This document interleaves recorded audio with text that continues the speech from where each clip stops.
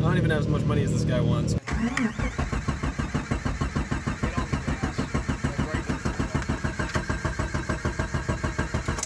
Did you try to pinch it off or anything? Well, there's not really much to pinch. Oh yeah. I've always wanted one. That's the first one I've ever actually seen, like up close and personal.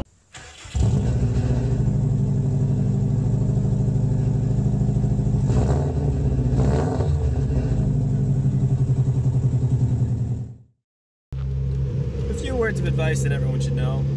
Don't buy cars when it's dark. Don't buy cars when it's wet. And we're almost to the Comanche. We'll see how it goes. I don't even have as much money as this guy wants, but we'll see if that'll help me or hurt me, or he'll just be pissed. Don't know. But we are here. It is dark and dingy. I do not see Jeep yet, but we'll find out.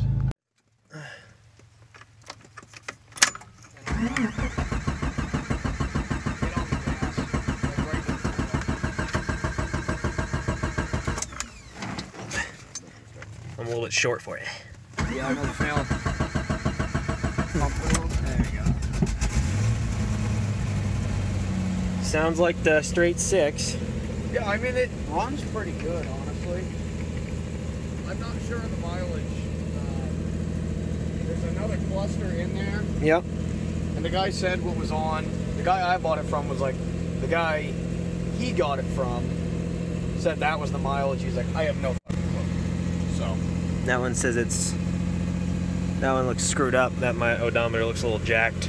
Yeah. It's so like, I'm not, because I know he swapped it. There was one right there next to you. Right. And he said that was the one that was in it before and it wasn't working right. Is the glass good? The windshield? Yeah, I think it's got yeah, I think the seal's bad up top. Yeah. Looks like there was some tape on there in one of the pictures. It's like a thing or something. I don't really know. Brake release. That's. Yeah, brake. Oh, that's interesting. It's got the floor brake.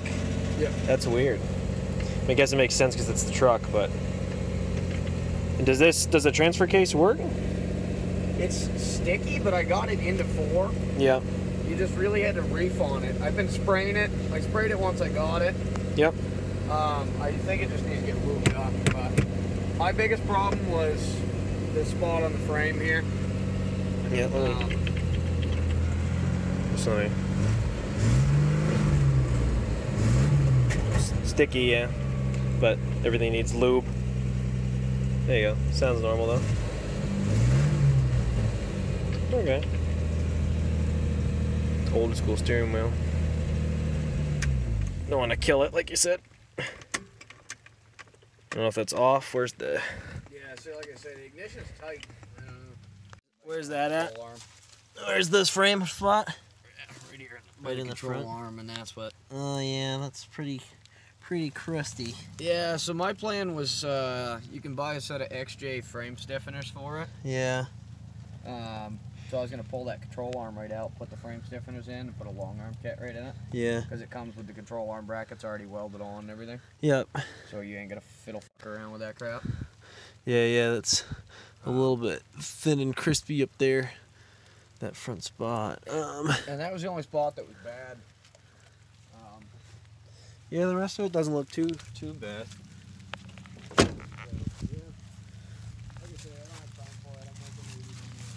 Yeah, I hear you. I mean, if I'm being honest, I don't have time for it either, but it would probably sit for a while and then I'd find time for it. I think the same thing. And if I could have got it down this winter and had some money, I might have been able to work on this, but I don't have money in the summertime because I'm swamped in the summertime. Yeah. I don't have no time in the summertime and I can't budget money to save my wife. Yeah, I feel you. And it kind of fucked me on that one. So, Roger that. stupid purchases. I bought a set of 33s for my Ranger just to fuck it. I got paid from the guy I work with on the weekends today, and then next thing I knew I spent all of it before I even pulled out of his driveway. Yeah, that can be life sometimes.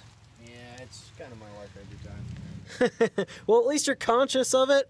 So Yeah, if you want to try to fix it, you can maybe try harder. But you know, we never do. You know what I mean? A strong attempt, but it probably won't happen.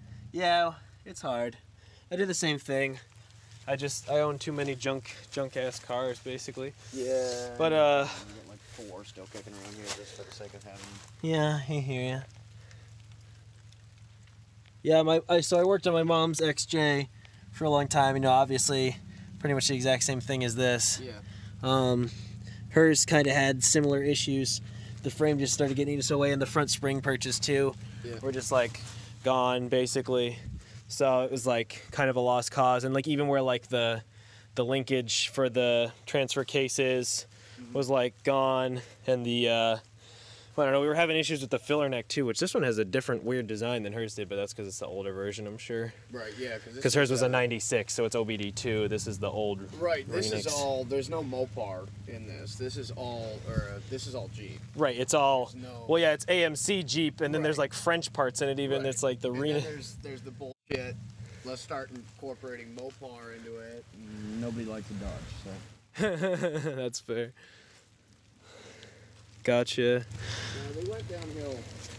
I mean, I bought this before I even went to look at it. I had already made up my mind before I was even in the truck to go pick it up. Yeah, I hear ya. I was like, fuck it, I'm going home with it. Then I got there and looked at it and I was like, probably shouldn't. I really don't have the money to spare, but I'm going to do it anyway. Been there, done that. Honestly. Every time. Every time. Yeah. What's the least you're looking to get for it, man? Oh, I don't know. Do I gotta bring it anywhere? I'd have to figure that out, because the thing is, I don't know how AAA New Hampshire is. When I bought a car in New York, they made me register it and put it on my insurance first. Really? When I buy it in Vermont, they don't give a crap. AAA will just tow it, and I've towed like 4 or 5 cars I bought, and they didn't complain. But Most of the time, New Hampshire doesn't give a shit. yeah, that wouldn't surprise me. So I know this is slightly out of my tow range. So you said the brakes don't work. Yeah, this brake line right here. All the other ones seem like they've been done. This Yep. one, The front right. yeah, I mean, you can look at it. Did you try to pinch it off or anything? Well, there's not really much to pinch. Oh yeah. Well, you gotta go further back. I got attacked by a bug. Sorry. Yeah, no, you're fine. Yeah, I wonder where the. I mean, it'd be pretty hard to pinch that. Yeah. No, you'd have to I'm no pinch expert, but wherever it comes over the firewall here. it should come right over your master cylinder. Oh yeah, that's weird. There's even like a vacuum line there that looks like it's missing. I wonder what that went to. But yeah, one of those, or maybe that's the old brake line and they cut it off. But yeah, I don't know, because I'd have to either pinch the brake line and get the brakes pumped up enough to drive it closer so it's within the tow limit, like 100 miles, or have it move somewhere. Where are you out of in Vermont? I'm in northeastern Vermont, like St. Johnsbury area. So it's like, I think it was like 112, 120 miles from here or something.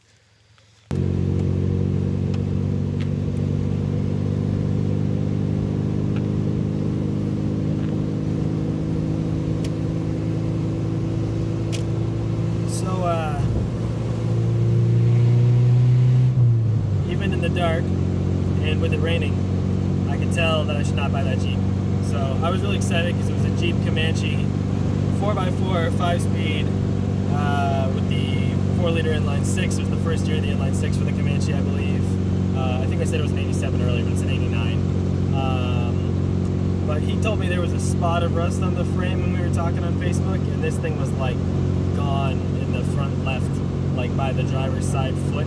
Like it was so eaten away that it looked like the floor was sinking into it, and then the rest of the metal that was left of that corner piece was just flimsy, thin rust. And like so much of the frame looked really good, but that place was terrible, and a lot of it was meh.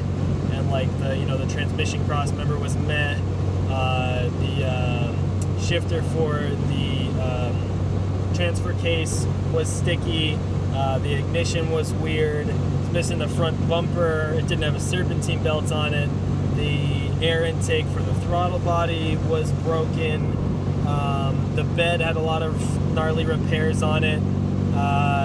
In the back, it looked like maybe there was like a hydraulic actuator for a locking diff linkage that was disconnected. The front right brake line was broken off, right where it goes to the rubber hose into the brakes, so there was no brakes. The odometer had been swapped and was like wonky. It was like reading halfway between like 300,000 and 200,000 miles, but it was only at like know, a 6 was like the next character, so it shouldn't have been rolling over. Yeah, I mean, it shifted fine. It started up pretty well, and it sounded good, but like the 4-liter inline 6 is like super reliable, so that's like not unexpected. Yeah, otherwise it was not good. Like one of the worst parts was like I was looking underneath it, and there was just massive like 1 foot by 4 foot areas of floor just cut out, and it looked like somebody had bent up like construction signs and stuffed them in there, like bent into shape. And it's just like, to even bother trying to fix that thing would be like cutting out massive sections of that frame, redoing all the floors, taking everything out of the interior, which wasn't in great shape either. Everything rattled and didn't sit even because the floors were repaired crappy probably, and like it just, like, the paint wasn't good. There was just nothing really good about it, and at $800, not even the price. So didn't buy 2 cars today, probably for the best. I will show you more on that Legacy when I decide to do something with it, but that's gonna sit there about an hour south of Burlington for now, and I'll go get it, and that'll be fun. So sorry if anybody's as disappointed as I am about the Comanche. Maybe someday. I've always wanted one. That's the first one I've ever actually seen, like, up close and personal, and gotten to, like, you know, touch, and it had none of the magic. I was in love with it until I saw it, and then I was like, nope. And like, I don't know, it just didn't feel right, didn't have the good vibes, and that's when you know you should walk away. The Legacy I played with earlier today, that thing was nice and peppy and happy, and I'm sure it'd be a good car. You know, who knows, could be a lemon, but at $100, not much to lose. And but yeah, the Comanche just didn't do anything for me. If it had made me feel all like happy and tingly and I wanted to work on it, sure, maybe I would have tried to will and deal with the guy, but he was pretty firm at 800 anyway, especially if I was going to have him tow it into Vermont so I could AAA it. And it was just like, nah, no way, not going to do it. So that's the end of that tale. I think that's pretty much the end of this video. More on the 91 Legacy wagon later. Probably not more on the Comanche later. Really excited to be making more videos for y'all now that I'm graduating college, and I hope you'll see this really soon.